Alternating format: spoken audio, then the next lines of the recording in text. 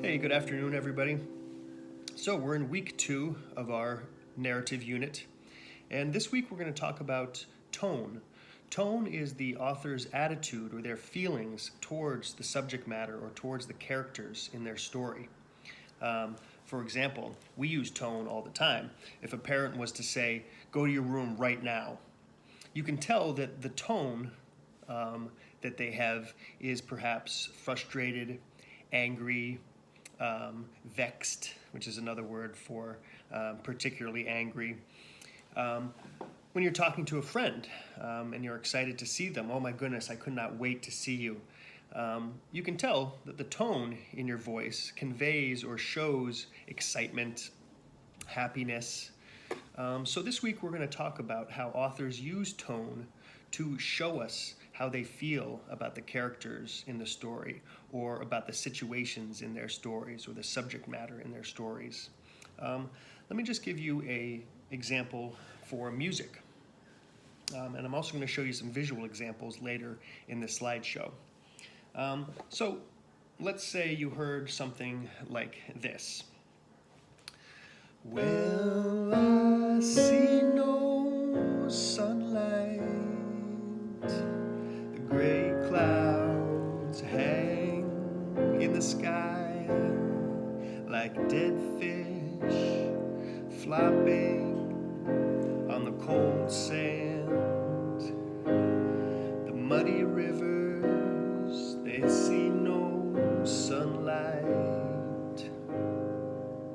So, judging from the sound of this song and also from the words that I'm using, you could probably say that the tone of this song, my attitude towards the subject matter of this day, is that it's a little bit down. It's a little bit depressed. My tone is maybe a little bit forlorn. It's feeling not so good about the situation. Perhaps that could be the song that one might play during the pandemic. Now, what if I was to play something like this? In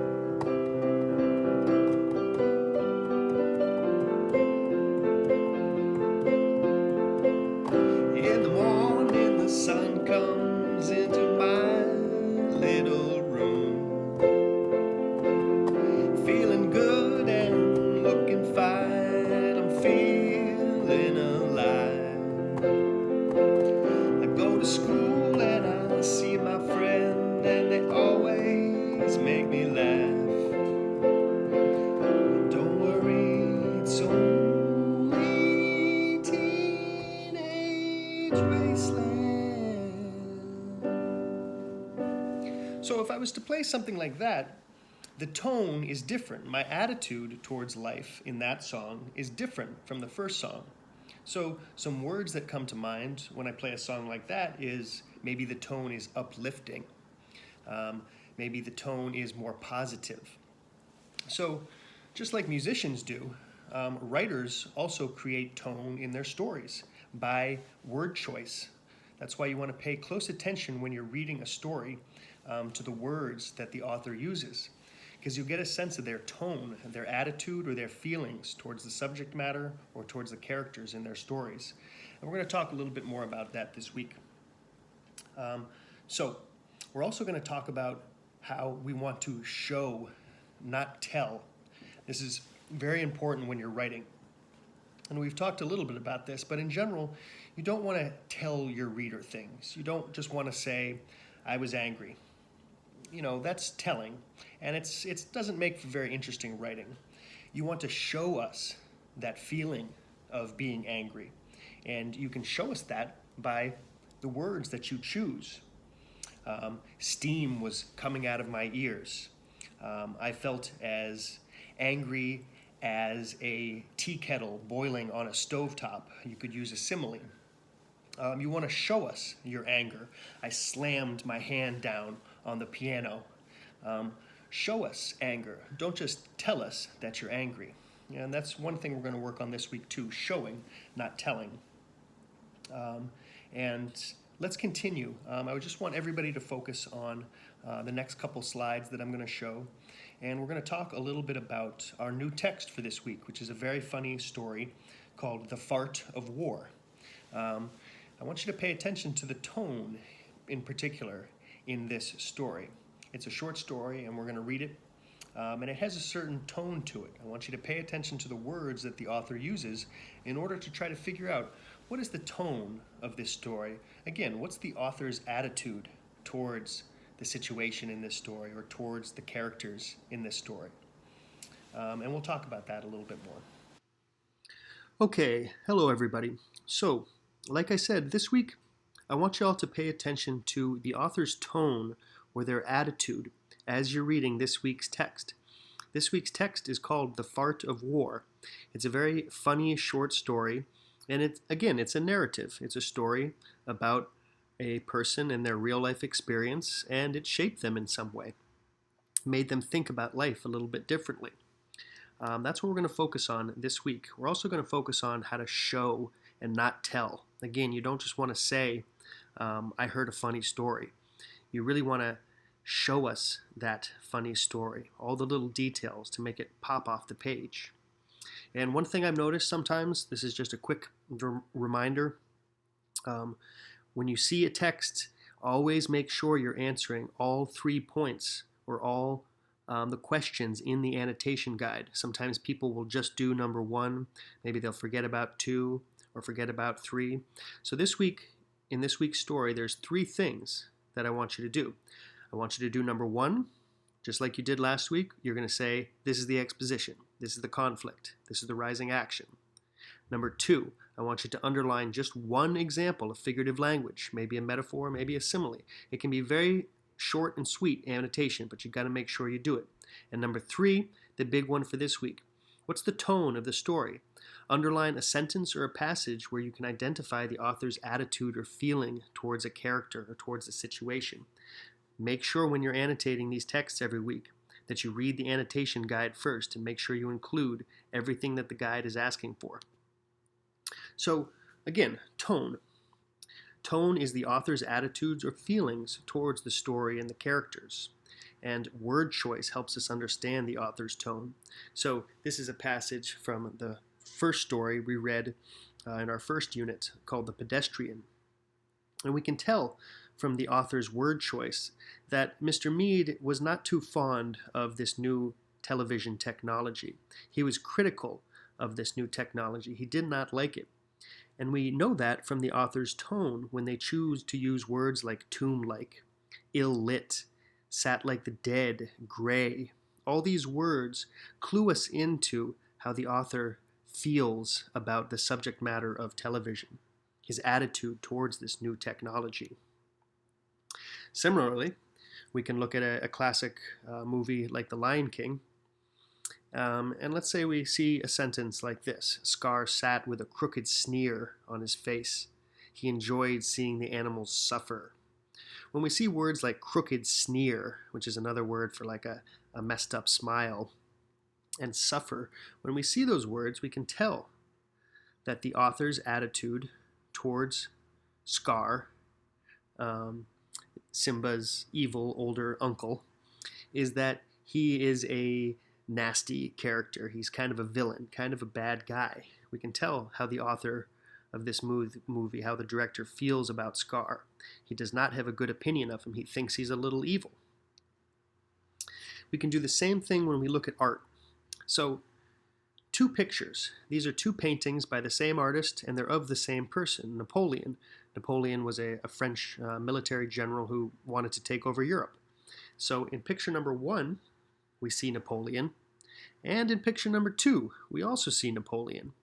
But the artist's tone, the artist's attitude of Napoleon in these 2 pictures is very, very different.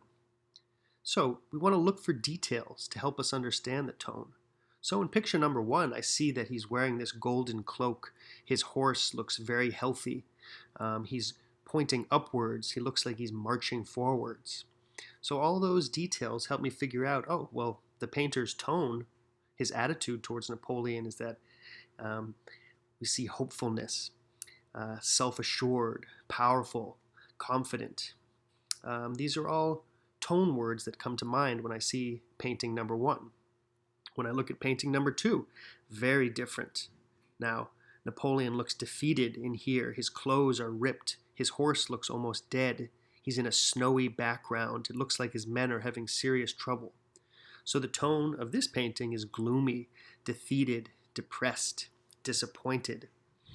And writers do the same thing, just like artists do. They use words on the page to show us what their attitudes and what their feelings are about the characters in their story or about the situation in the story, the subject matter. So here's a passage from this week's text, The Fart of War, which you'll read. So his mom, seemingly fed up with everything, rolled her eyes and turned her back to the kid to ignore him. And could you believe it? The kid got on his hands and knees and started taking the toy out of the box. I knew then for certain that justice must be done. So when you read this week's text, you'll understand this. But just judging by the words, the underlined words that you see here, what can we tell about the author's tone, the author's attitude towards this misbehaving kid? Well, we can tell that his tone is exhausted, annoyed, frustrated, even vengeful when he says at the end, justice must be done. We're going to see what happens to this kid, this misbehaving kid in the story. You can look at a picture. Let's do the same thing. What's the artist's tone towards the topic of nature in this painting?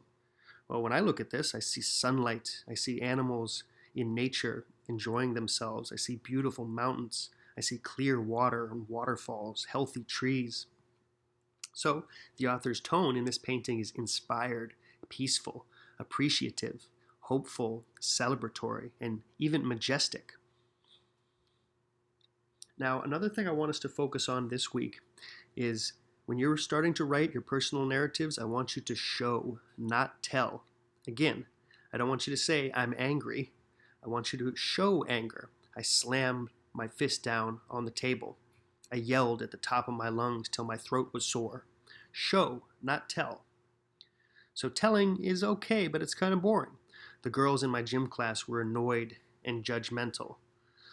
And that's okay, but it's a little boring. And we don't really get the feeling. We don't really feel like we're there with you.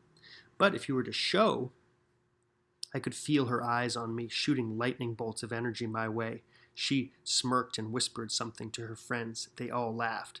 This is much better. Now we know exactly that feeling. We know exactly what you're talking about because you've shown us. You haven't just told us, you've shown us. I want you to do the same thing in your writing. Instead of tell, show. So, let's say you have just found a brand new friend. Instead of just saying that, show us. Use the figurative language that we've been talking about, similes, imagery, metaphor, descriptive language. So I felt like an explorer who found a treasure. That shows us how you felt when you met this new friend. You broke your leg. Okay, instead of just saying that, make sure you show us that. My leg was dark blue and pulsing. Use some imagery to show us that. A family member dies. Okay? Now show us that. I was swimming in a sea of grief and sorrow. Use a metaphor. You win a scholarship. I was so ecstatic. I flew through the roof with joy. Use a metaphor. Always show. Don't just tell. And again, this week, I want you all to be thinking about your narrative.